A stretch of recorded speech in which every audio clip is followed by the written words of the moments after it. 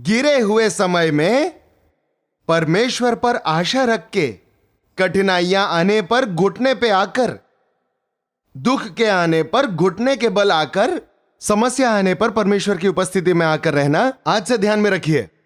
आपके गिरे हुए समय में, दुख आने पर, बीमारी आने पर, समस्या आने पर, पैसे न होने पर, घटी होने पर, असाधारण परिस्थिति का सामना करते समय पर, एकदम अचानक घटने वाली विषयों को सुनने पर, सहन न होने वाली परिस्थिति में होने पर, यीशु जी इस समय आप ही मेरी सहायता कीजिए, पिताजी आप ही हो तो बस कहकर उन्हें पकड़कर अपने अंदर धैर्य लाने की आदत डाल लेनी है। इन परिस्थितियों में मैं क्या करूं प्रभु? ऐसी परिस्थितियों में मेरा कोई नहीं है, कोई वैद्य मेरी मदद नहीं कर सकता, मेरे माता पिता मेरी मदद नहीं कर सकते, कोई मनुष्य मेरी मदद नहीं कर सकता।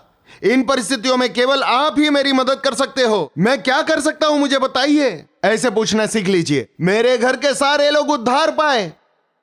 मेरे घर में पहले मेरे पिताजी ने उद्धार पाया, 40वें साल में उन्होंने उद्धार पाया। उनके उद्धार पाने के बाद मैं भी उद्धार पाऊं, इसलिए हमेशा प्रार्थना होती थी। मेरे पिताजी का उद्धार पाना मेरे लिए खुशी की बात थी, क्योंकि मेरे मां को सताना बंद कर दिया, धूम्रपान ताश खेलना छोड़ दिया, शराब पीना छोड़ दिया, घर आकर प्रार्थना करते थे, अच्छे थे। हमको पहले गालियां देते थे, हमको डराते थे, हमको डराकर शुरुआत करते थे, इसीलिए दुख होता था। लेकिन तू बदल कहते थे तो मुझे बहुत गुस्सा आता था। आप तो खाकर पीकर सब करके देखकर बदल गए। अभी तक मैंने तो कुछ भी देखा नहीं, कुछ पिया नहीं, कुछ किया नहीं। अभी बदलने को कहते हो? 18 बरस की उम्र में ही संन्यास ले लूं क्या? ऐसा कहकर मेरे पिता का विरोध करना शुरू किया। बुरी आदतों में पड़ गया। 3 महीने, उससे ज्यादा मुझे भी कुछ जमा नहीं। प्रभु का प्रेम और पिता की प्रार्थनाओं की वजह से 3 महीनों से ज्यादा मैं विरोध नहीं कर पाया। 3 महीनों में उनके प्रार्थनाओं के द्वारा एक इंजीनियर में बदलने पर कलीसिया वाले आकर, इंजीनियर साहब आप एक हिंदू के जैसे हो, आप इंजीनियर हो, आप जैसे लोग हमारे कलीसिया में आकर गवाही दे, ऐसे कहकर जब कलीसिया वाले मेरे पिताजी को बुलाने लगे, उन्होंने एक ही बात कहा, पहले मेरे बच्चों को बदलने दो भाई, पहले मेरे परिवार को बदलने दो। मेरे बच्चे अभी तक सिनेमा घरों में जाते रहते हैं, मेरे बच्चों ने अभी तक उद्धार नहीं पाया, मेरे परिवार ने भी उद्धार नहीं पाया। पहले मैं अपने परिवार को उद्धार में चलाकर फिर मैं आकर गवाही दूं तो उसका फायदा होगा। अगर मैं गवाही दूं और मैं अपने घर के लोगों को खो दूं, इसमें क्या फायदा? ऐसे कहकर हमारे लिए घुटने टेककर प्रार्थना शुरू किए। हम सब 8 बच्चे हैं। लगभग 2-3 महीने में पश्चाताप करने का मौका परमेश्वर ने दिया।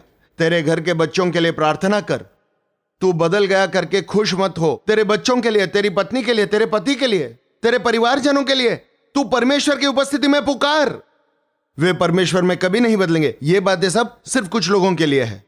प्रार्थना करना तो आता नहीं, लेकिन सर्टिफिकेट दे देते हैं, वो नहीं बदलेगा।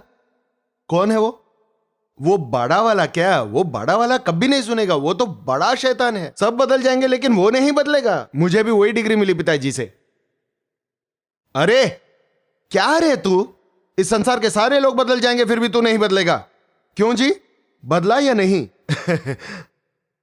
उसी दिन बदल गया था, आज नहीं। मनुष्य को नामुमकिन है, लेकिन परमेश्वर को नामुमकिन क्या है? इतना जिद्दी था मैं, पर जब परमेश्वर ने मेरा हृदय परिवर्तन किया, इस संसार पर, इस संसार के आशाओं पर मुझे चिढ़ आ गया। कीजिए आप भी प्रार्थना, कृपया करके। मेरे पिता नहीं बदलेंगे, मेरी पत्नी नहीं बदलेगी, मेरी स्थिति यही है, मेरा अंत यही है, मेरा कर्मा यही है, ऐसे बिल्कुल ना कहे। हमारे देश में बात करो तो कर्मा, नसीब करके लेते जा रहे हैं। यहां पर कोई बताइए, सच बताइए, कर्म इस शब्द को निकाल फेंकिए। हम में कर्म नहीं होता। हमारे लिए कोई नसीब की रेखाएं नहीं होती हैं। हमको लाभदायक विषयों को, लाभदायक विचारों को, हर कोई योग्य बन सके आशीषित होने के लिए महान आशाओं को बना रखा है परमेश्वर ने। आप पर कठिनाइयां आई हैं तो, आप पर मुसीबतें आई हो तो, आपके साथ अच्छाई नहीं हो रही हो तो, आपका पाप ही इसका कारण है, ऐसे बाइबल कहती है। अगर आप बुराई में गिरे हो, आपके पापों की वजह से बर्बादी में हो, मुसीबतों में हो, नुकसान में हो, फिर भी फिक्र नहीं। तुमसे प्रेम करने वाला परमेश्वर आपको बचाने के लिए तैयार है। हमारा प्रभु हमको धुतकारने वाला नहीं।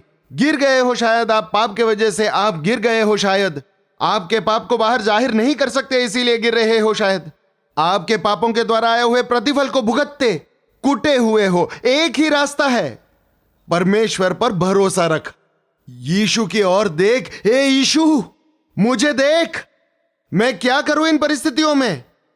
मेरी तकलीफ यह है, मेरी समस्या यह है, मेरे खुद से लाए हुए मुसीबत है ये, मैं संभाल नहीं पा रहा हूं, मैं जी नहीं पा रहा हूं इस समय, मेरी मदद कीजिए यीशु प्रभु।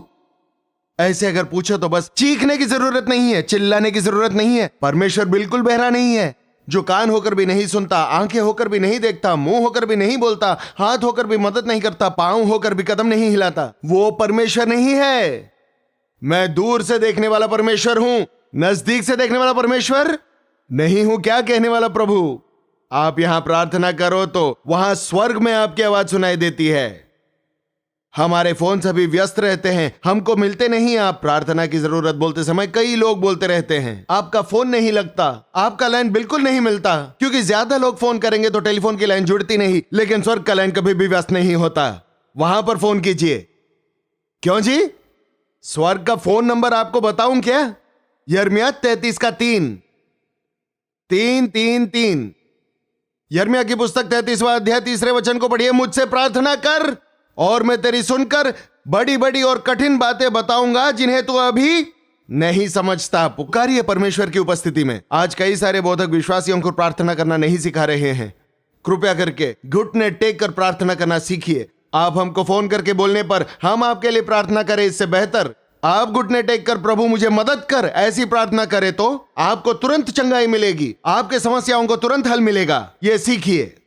पहले उद्धार पाइए, आपके हृदय को परमेश्वर से सीधा मिलाइए। पापों को मानकर प्रभु की उपस्थिति में, अपने घर में, झोपड़े में, आपके कमरे में, आपकी चटाई पर, खेती में, किसी पहाड़ पर या जमीन पर घुटने टेक कर आप जहां पर भी हो, ठीक है, उसे भवन, दीवार, शिखर होने की जरूरत नहीं है। आप जहां पर हो वहीं पर विश्वास के साथ प्रभु जी पुकारे तो प्रार्थना सुनने वाला परमेश्वर यीशु प्रभु है।